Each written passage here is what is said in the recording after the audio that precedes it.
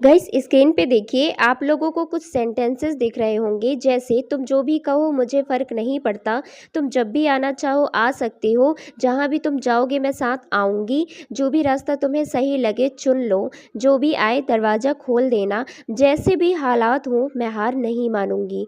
So guys इस तरह के सेंटेंसेस जब भी हमारे सामने आते हैं तो हम थोड़े से कंफ्यूज हो जाते हैं।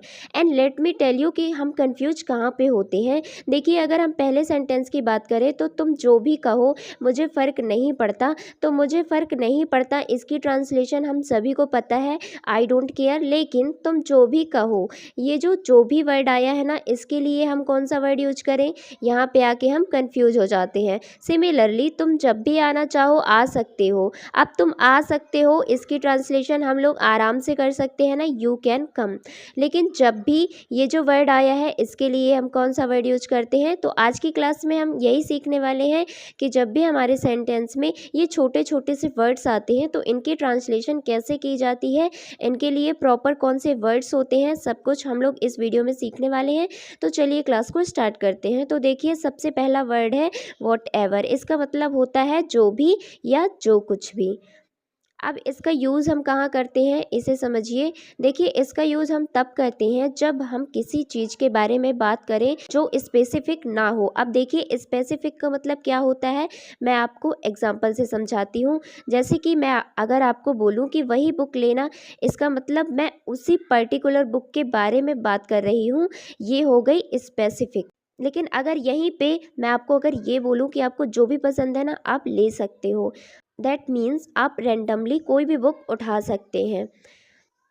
इसका मतलब है कि मैं आपको ये नहीं बोल रही हूँ कि आपको वही बुक लेनी है, इसका मतलब है कि वो बुक कोई भी बुक हो सकती है। तो ये हो गया नॉट स्पेसिफिक, जब हम किसी पर्टिकुलर चीज़ के बारे में बात नहीं करते हैं। जैसे कि एग्जांपल देखिए, तुम जो भी कहो मुझे फ़र्क नहीं पड़ता, तो तुम जो भी कहो इसके लिए हम लिखेंगे वॉट एवर यू से, मुझे फ़र्क नहीं पड़ता, आई डोंट केयर। इसी तरह से जो कुछ भी तुम्हारे पास है वो काफ़ी है, what ever you have is enough.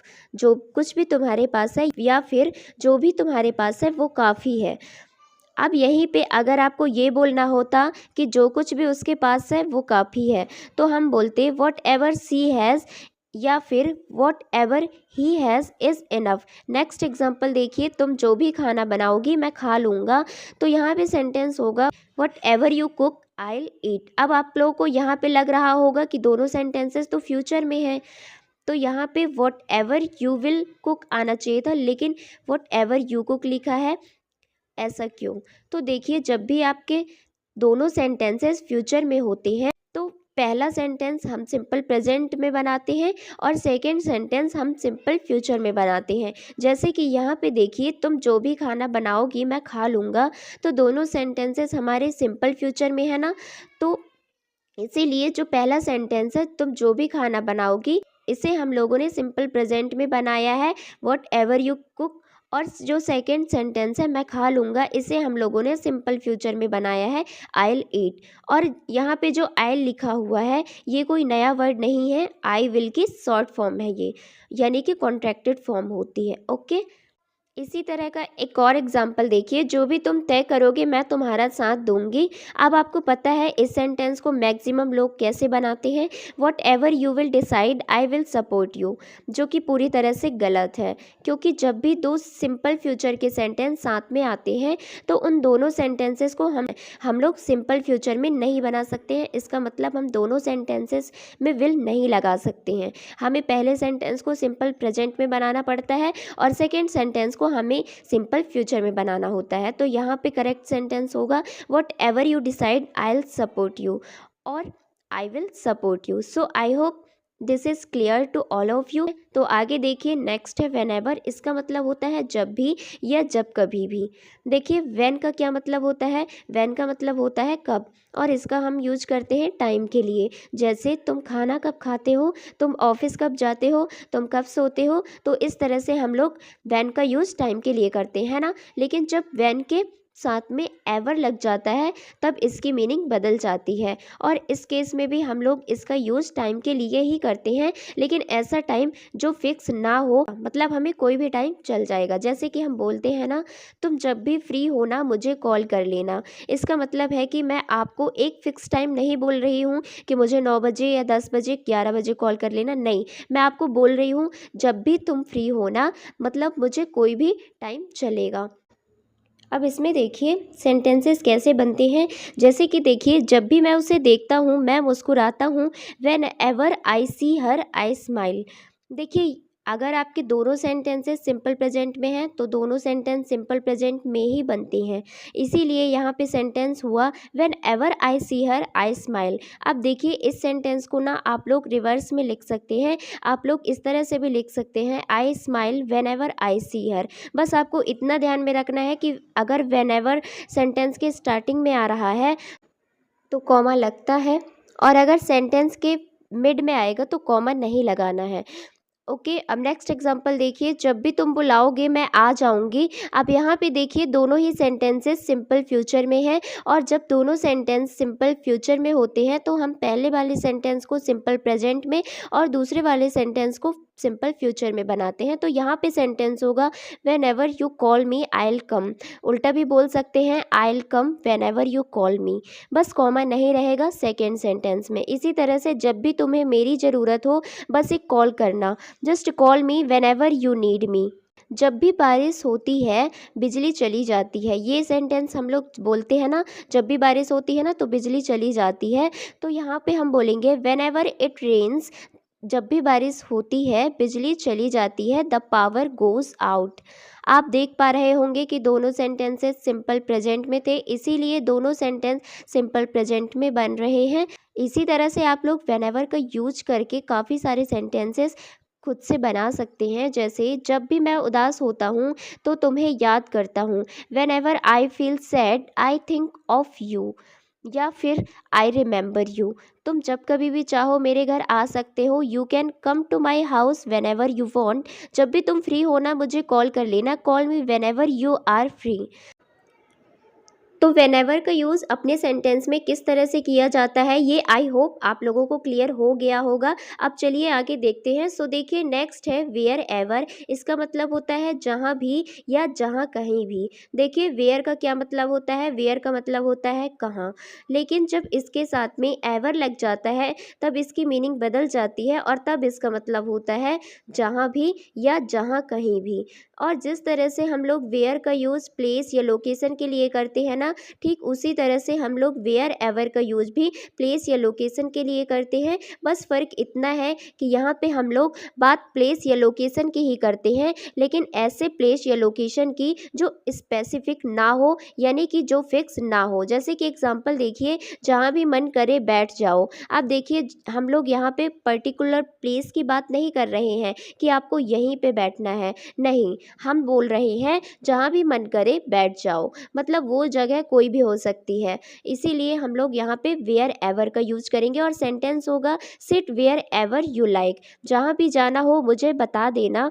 जहाँ भी जाना हो या जहाँ भी जाना चाहते हो मुझे बता देना। Let me know wherever you want to go. या फिर wherever want to go let me know. इसी तरह से जहाँ कहीं भी वो जाता है ना, सब उसे पसंद करते हैं। Wherever he goes everyone likes him. या फिर everyone likes him wherever he goes. इसी तरह से हम बोलते हैं ना किसी किसी को कि जहाँ कहीं भी तुम जाओगे ना मैं तुम्हारे पीछे आऊँगी। Wherever you go I will follow you. या फिर I will follow you wherever you गो।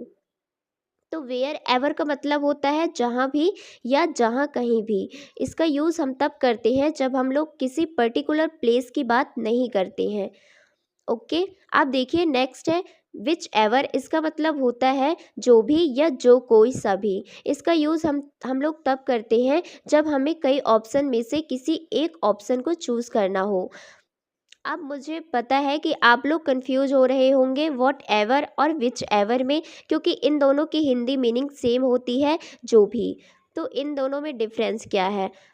सो देखिए, वॉट एवर का यूज़ तब करते हैं जब बात किसी भी चीज़ की हो बिना किसी ऑप्शन के, और विच एवर का यूज़ हम तब करते हैं जब बात ऑप्शंस में से किसी एक की हो। जैसे कि एक एग्जांपल से समझिए, अगर आपको बोलना हो कि तुम जो भी लेना चाहो ले लो, तो आप बोलेंगे take whatever you want. अब यहाँ पे एक चीज़ समझिए कि आपने सामने वाले को कोई ऑप्शन नहीं दिया है, आप बोल रहे हैं कि तुम जो भी लेना चाहो ले लो देते हैं। अब यहीं पे अगर आप सामने वाले को ऑप्शन देते हैं और आप बोलना चाहते हैं कि जो भी पेन तुम्हें पसंद है ले लो, तो आप बोलोगे take whichever pen you like. इसका मतलब है कि आपके पास 3-4 पेन हैं, इसमें से आप सामने वाले को ऑप्शन दे रहे हैं कि इनमें से आपको जो पसंद है ना वो आप ले लें। So always keep this remind कि वॉट एवर का यूज़ हम तब करते हैं जब कोई ऑप्शन ना हो, और विच एवर का यूज़ हम तब करते हैं जब कई ऑप्शंस हो और उनमें से किसी एक को चूज़ करना हो। देखिए, हिंदी में तो आपको डिफरेंस समझ में नहीं आएगा क्योंकि दोनों की मीनिंग सेम होती है, लेकिन ये आप पे डिपेंड करता है कि आपको कौन सा यूज करना है। अगर आप सामने वाले को ऑप्शंस में से बोल रहे हैं किसी एक को चूज़ करना, तो आप विच एवर का यूज़ करेंगे, और अगर आप कोई ऑप्शन नहीं दे रहे हैं तो आप वॉट एवर का यूज करेंगे। जैसे कि एग्जाम्पल देखिए, जो भी ड्रेस तुम पहनना चाहो पहन लो, wear whichever dress you want. अब हमने यहाँ पे विच एवर लगाया है क्योंकि हम यहाँ पे एज्यूम कर रहे हैं कि आपके पास 3-4 ड्रेसेस हैं और आप सामने वाले को बोल रहे हैं कि इनमें से आपको जो भी पसंद है ना आप पहन लीजिए। इसका मतलब आप उन्हें ऑप्शंस दे रहे हैं और उनमें से किसी एक को चूज़ करने के लिए बोल रहे हैं, तो इसीलिए यहाँ पे विच एवर आया है। और यहाँ पे हम लोग जितने भी एग्जांपल्स देखेंगे सब में हम अज्यूम करके चलेंगे कि इन सब में ऑप्शंस गिवन है। ओके, जैसे कि नेक्स्ट एग्जांपल देखिए, जो कोई सी भी फिल्म तुम देखना चाहो देख सकते हो, you can watch which ever movie you want. इसी तरह से जो भी रंग तुम्हें पसंद है चुन लो, choose whichever colour you like. जो भी किताब तुम्हें चाहिए ले लो, take whichever book you want. तो whichever dress, whichever book, whichever pen, whichever colour, आप जो मन चाहे बोल सकते हैं। अगर आपको बोलना है कि जो भी सब्जेक्ट तुम्हें पसंद है चुन लो, तो आप बोलेंगे choose which ever subject you like. अगर आपको बोलना हो कि जो भी पेन लेना है ले लो, आप बोलेंगे take whichever pen you want. तो विच एवर का यूज कैसे करना है आई होप आप लोग समझ गए होंगे। ओके, सो आगे देखिए, नेक्स्ट है हु एवर। इसका मतलब होता है जो कोई भी या जो कोई भी व्यक्ति। अब जब मैंने कहा कि कोई भी व्यक्ति, तो इससे आप लोग समझ गए होंगे कि it is use for people.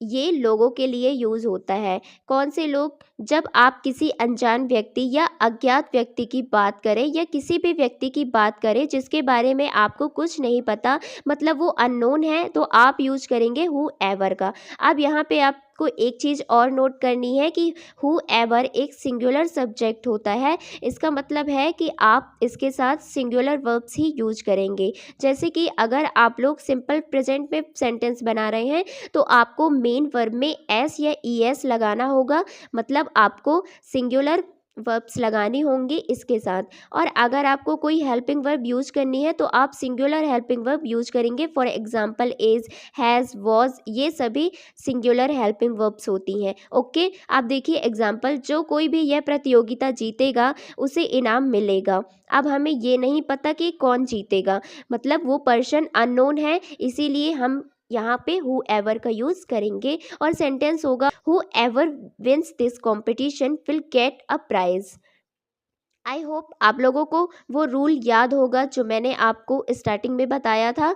दो सिंपल फ्यूचर के सेंटेंस अगर आएंगे तो पहला सेंटेंस सिंपल प्रेजेंट में और सेकंड वाला सेंटेंस सिंपल फ्यूचर में बनेगा। इसीलिए यहाँ पे जो स्टार्टिंग में लिखा गया है फर्स्ट सेंटेंस वो सिंपल प्रेजेंट में है और बाद वाला sentence will get a prize वो सिंपल फ्यूचर में है। इसी तरह से जो तुम्हें पसंद हो उससे बात करो।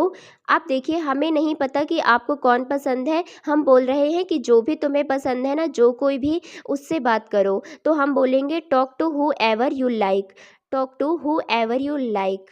जो भी तुम्हें दुख दे उससे दूर रहो। Stay away from whoever hurts you. Stay away from whoever hurts you. अब देखिए नेक्स्ट है हाउ एवर। इसका मतलब होता है जैसे भी या लेकिन फिर भी। ठीक है, अब मुझे आप बताइए कि हाउ का क्या मतलब होता है। हाउ का मतलब होता है कैसे ना। तो हाउ के साथ में जब एवर लग जाता है तब इसकी मीनिंग होती है चाहे जैसे भी। अब देखिए इसका यूज़ दो तरीके से किया जाता है, पहला इन एनी वे मतलब जैसे भी या चाहे जैसे भी, और सेकंड इसका यूज़ होता है बट या नेवर द लेस यानी कि लेकिन या फिर भी के सेंस में। तो पहले हम लोग फर्स्ट वाले का एग्जाम्पल देखते हैं, जैसे कि देखिए जो वो जैसे भी बोले मैं सुन लूँगी, how ever he speaks I will listen. इसी तरह से चाहे जैसे भी हालात हो मैं हार नहीं मानूंगी, however the situation is I won't give up. अब अगेन यहाँ पे वॉन्ट क्या है, यहाँ पे वॉन्ट शॉर्ट फॉर्म है विल नॉट की। जैसे कि आप बोलते हैं ना I will not give up, तो उसी विल नॉट को हमने यहाँ पे साथ में लिखा है वॉन्ट। जैसे भी कर सकते हो, ये सवाल हल करो तो आप बोलेंगे solve this question how ever you can. तो ये तो हो गया हाउ एवर का यूज़ जैसे भी के सेंस में। तो अब देखते हैं कि हाउ एवर का यूज़ लेकिन या फिर भी के सेंस में कैसे किया जाता है।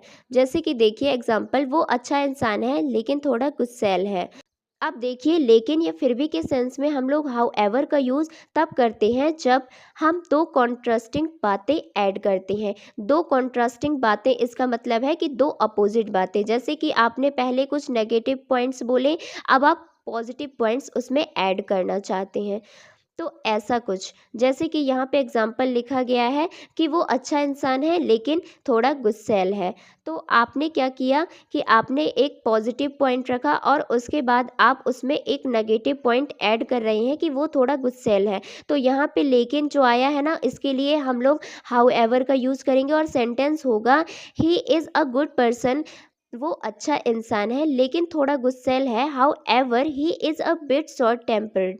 शॉर्ट टेम्पर्ड का मतलब होता है जिन्हें बहुत जल्दी गुस्सा आ जाता है, मतलब छोटी छोटी बातों पे भी गुस्सा आ जाता है, उन्हें हम कहते हैं short tempered. Okay, next example देखिए, सफ़र लंबा था फिर भी मज़ेदार था, the journey was long however it was fun. इसी तरह से मैं थका हुआ था फिर भी काम पर गया, I was tired however I went to work. तो हाउ एवर की दो मीनिंग होती हैं, पहला होता है जैसे भी और सेकंड इसका मतलब होता है लेकिन या फिर भी। तो अभी तक आप लोगों ने जितना भी सीखा है उसे एक बार हम लोग रिकैप कर लेते हैं। तो देखिए पहला हम लोगों ने सीखा वट एवर, जिसकी मीनिंग होती है जो भी या जो कुछ भी। याद रखिएगा इसमें कोई ऑप्शन नहीं होता है। इसके बाद है वेन एवर, इसका मतलब होता है जब भी या जब कभी भी। इसके बाद है वेयर एवर, मतलब जहाँ भी या जहाँ कहीं भी। विच एवर, इसका मतलब होता है जो भी। इसमें हम ऑप्शंस की बात करते हैं। हु एवर, इसका मतलब होता है कोई भी या कोई भी व्यक्ति। हाउ एवर, इसका मतलब होता है जैसे भी या लेकिन। सो गाइस, अब मैं आपको कुछ फिल इन द ब्लैंक्स दे रही हूँ, आप लोगों को बताना है कि इनमें कौन सा वर्ड आएगा। बहुत ही आराम से इन सभी का आंसर्स दे सकते हैं, तो एक बार ट्राई ज़रूर करिएगा। सो वीडियो पसंद आई हो तो लाइक कर दीजिएगा और हमारे चैनल को सब्सक्राइब कर लीजिएगा। Thanks for watching.